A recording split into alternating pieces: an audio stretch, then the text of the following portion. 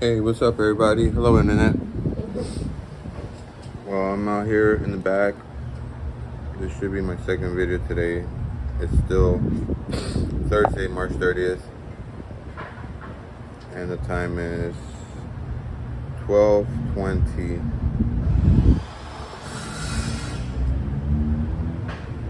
Got about 90 minutes till I gotta go get the little one. I've actually been picking her up in the.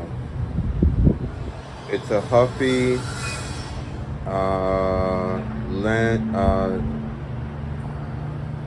Hold on. It's got a it's a specific brand. It's a Nell Lusson, Lusson. It's a Nell Lusson. It's a nice bike. So when I see the gentleman, I'm gonna give him a hug and take a selfie because I don't know. I showed it to Dad and he kind of like. I'm not saying this is just my what my imagination going wild. But it almost seemed like when he saw it, he wasn't too impressed. But not in the sense like, oh, that's not that nice, but like in the sense like, oh, where do you get, or where'd you get that from, or where do you, like that, and it just, it left a bad taste in my mouth, especially after all the SHIT that I've been through. It rained the last couple nights, so that we haven't had to water the lawn. But for like 2 or 3 days in a row, I had to literally be a human sprinkler. I had to stay out there for 90 minutes daily, going over that grass slowly to do it right.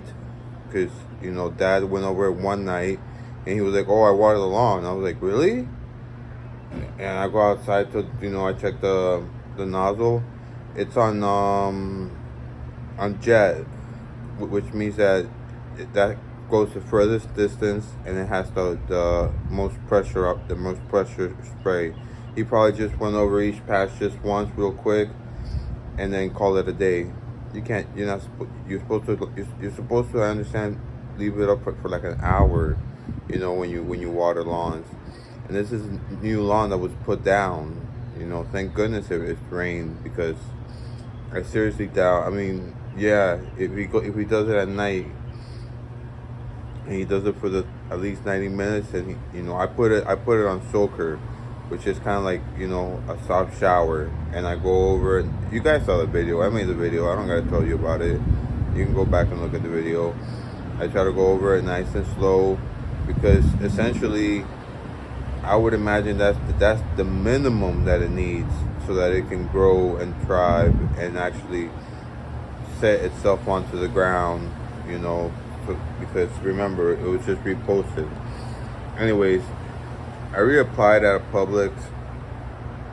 That's my dream job, and I say that like that because, yeah, it's a minimum wage job, level entry. If I'm lucky, maybe I get 15 an hour. Say I have a little bit of experience, but doubtful. They're not gonna want to pay that. They're gonna want to save all the money they can. It doesn't matter unless you're a woman, very attractive, and you might be able to get a little bit more, or you have people that work there that are higher ups.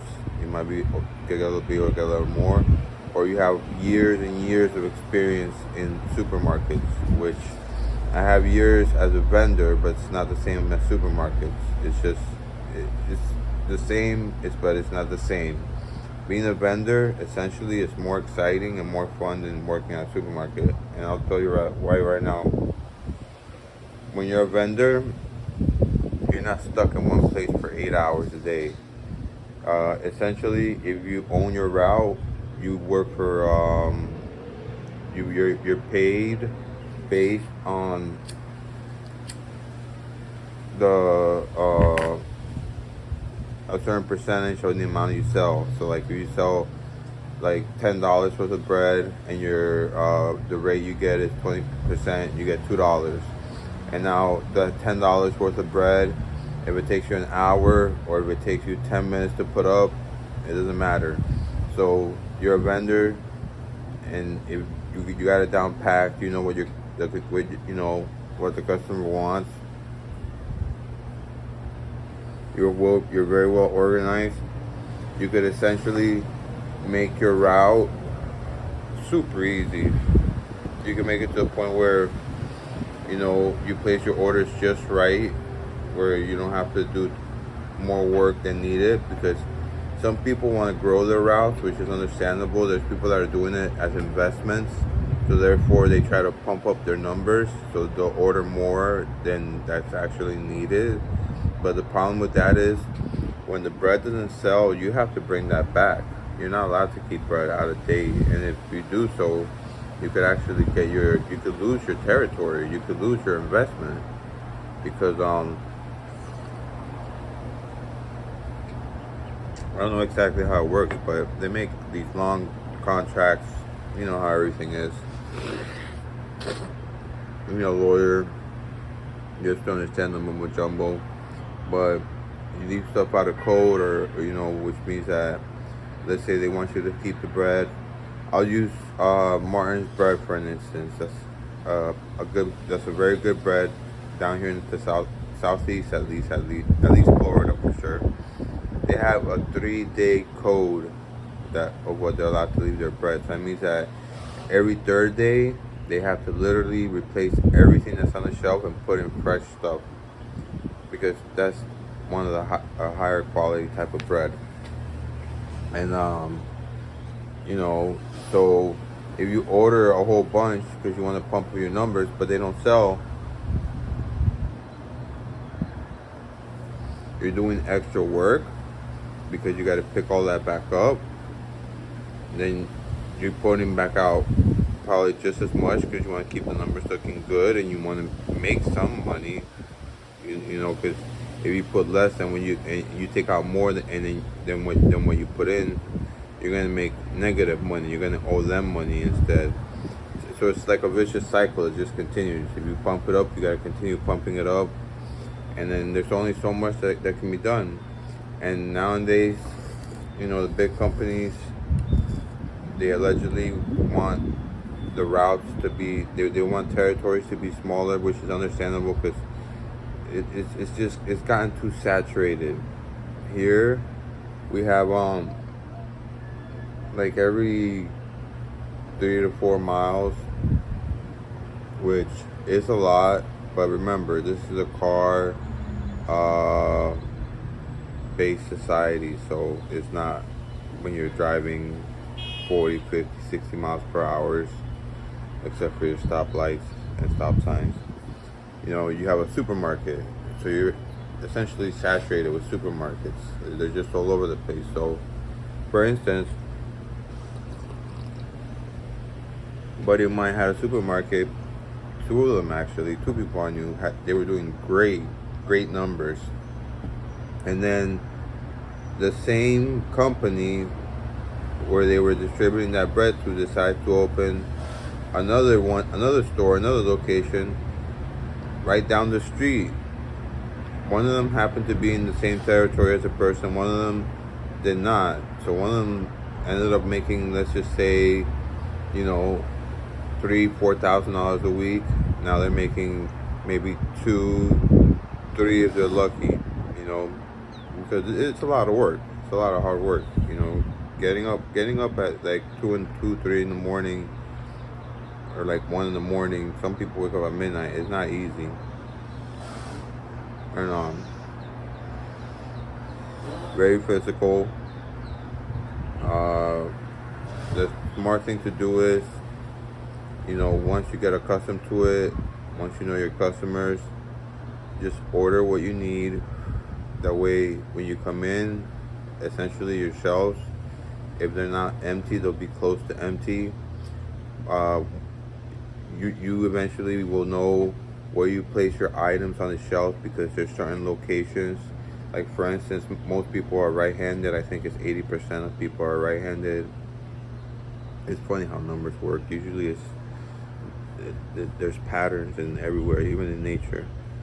It's not 80%, it's like 90% of people are right-handed. So most people will take to the right. If not, they'll take from the middle. And so you put the bread, the older stuff where people are more than likely to check for it.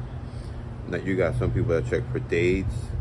So then, if you're really heavy and you have product on the shelf and then you have product behind that, essentially what people are gonna do is the ones that are like the date people that check dates, they're gonna go and dig through your whole thing and get the latest date, and then next thing you know, you got stuff that you got to bring back because it's out of date. But anyways, I'm talking way too much about direct store delivery jobs, which is not interesting. Not an interesting video. I had applied for Publix roughly for about 3 years, and the reason why I know that is because I thought, oh, I'm making YouTube videos. This is a good way of having like a little journal diary for me, for myself, to keep track of things that are going on in my life. And I never realized that I had that all along. My email essentially keeps stuff from like years and years ago that I would have never thought of. So I looked at my email. I started applying at Publix from 2019, and I remember, and it actually made a lot of sense because I started, truly being able to recover in July of 2018. And like I mentioned in my videos, it was because I was able to find a cheaper alternative, which I'm going to the doctors today. Hopefully, they said they would help me out, because the pharmacist that I went to that first day last month, because I had to have my hypertension med filled because I ran out completely. Very nice, very respectful. She's actually the pharmacy manager, which is another thing too. Dealing, I hate to say this, but dealing with the bureaucracies of these big companies and going through this and that, sometimes going through black markets is just easier. People, because the thing you have to think about is this: when people are part of a black market, their only option to spread their business is by word of mouth, and essentially it has to be through people they trust. So they go out of their way to provide better customer service, essentially sometimes even more so than people that work for these big companies, because these big companies, they only care about the bottom line. One of the reasons I'm fond of Publix and why I want to work there is because Publix is not publicly owned. That you can't buy it. You can't go to Wall Street and say, oh, I want to buy whatever 20 stocks. It's privately owned by its own employees. So even though it's an entry level job, which I'm going to be getting paid squat, if I work enough hours. And now I heard they changed it. Now I heard you have to work for at least 6 months before you get it. Everything changes, and nothing ever changes for the better. At least not for the consumer, not for the average person. Now for the people that are rich, yeah, they're the ones that see the benefits. They're the ones that, because essentially they're the ones that are in charge, not the government. The government is just a front. The government is there to take bribes. It's just called lobbying. Just like back in the days, selling illegal alcohol was called bootlegging, so that when white people did it, it wouldn't look like a crime. Chris Rock, by the way, he talks about it in one of his specials. Chris Rock's a very smart person, just like Chappelle. George Carlin was also, bless his soul. These are comedians I'm talking about. Women comedians, I think there's one that's very smart too. She's Chinese, or she's Asian, I forget her name. But she's a very smart comedian too. And the way you can tell is because they talk about stuff that it has substance to it. It's not just somebody out there putting on a spectacle, like There's people, and there's also people that can put on a spectacle and have substance. For instance, the Cat Williams special. I don't remember the name. It was something about pimping ain't easy or something like that, or I forget. I just remember the forefront to the show had him going into the back of, I believe it was a Cadillac, and Snoop Dogg was there with him to give him some motivation, that telling him go up there, speak the truth. It was recording in Atlanta. I remember that much. That Cat Williams can put on a spectacle, and his comedy is also, I would say, what I would consider like smart comedy. It's informative. It's it talks about real life issues. It's not just like taking like pokes at people or taking pokes at like there's slapstick humor or whatever. But anyway, there's another thing too. So yeah, I reapplied. I made some changes. I'm getting my documents in order. That's what I mentioned that to you guys the other day too, because my wallet was stolen or lost the other day. So I need all new everything. And I essentially, as much, actually a job right now would actually be easier than doing chores at home, to be honest. And even the chores, I'm not doing them like consistently. Like the mopping, I used to mop like 3-4 times a week. Now I'm doing it like 3-4 times a month because I don't know. I kind of lost a little bit of motivation. I still do some stuff every day, like vacuum, like clean counters, stuff like that. Take out garbage, the dishes, all that stuff. But vacuuming, if the floor has no dirt in it, and sometimes what I'll do is I'll take like a paper towel, and if I see like it looks like really nasty, I'll just go over one little spot, as opposed to making a whole new bucket. Because essentially mopping here at home, it's mostly because mom loves to smell fabuloso, and to her it makes it feel like the house is clean, but you really have to put some Clorox in your bucket if you really want to make it clean. Fabuloso is really just for the smell. I don't really think it has that much of cleaning agency. Anyway, so yeah, I haven't been feeling that well. I think it was waking up early all those days, all that extra, and then I think the first 2 days went back to school. I had to do the watering of the lawn and get the princess ready for school. So it's just been a little difficult, readjusting from spring break back to normalness. Also had a hard day on Sunday. There was a lot of bulk that had to be taken out. Probably about a good, like, I don't know, 200-300 pounds worth. It was mostly wood. But yeah, and last week got wet up from the sprinklers. Anytime you get wet, you have to be careful because your body has to regulate its temperature, and if you get wet and you go from like hot to cold, cold to hot, the water will essentially adjust based on the temperature where you're at, and then that adjustment may or may not be good for you because your body is going to use extra energy to maintain its core body temperature.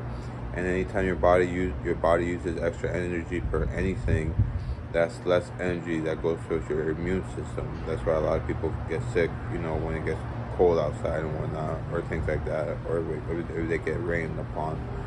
But anyway, it's enough chit chat, enough talking. I don't even know why I made this video. I think I just wanted to just shoot something before. Oh, I can't lay down and rest. I'm having a hard time just even laying down and taking a nap. But alright, well, thanks for watching. Please be kind and have a great day. And count your blessings too. Alright? Be grateful. People who are, how do I say it, ungrateful and are just technically pessimistic the majority of the time. I wish I could say something like, "Oh, I wish it could change," but they're not gonna change. That's just their personalities. So get used to those type of people around you. All right, everybody, have a great one.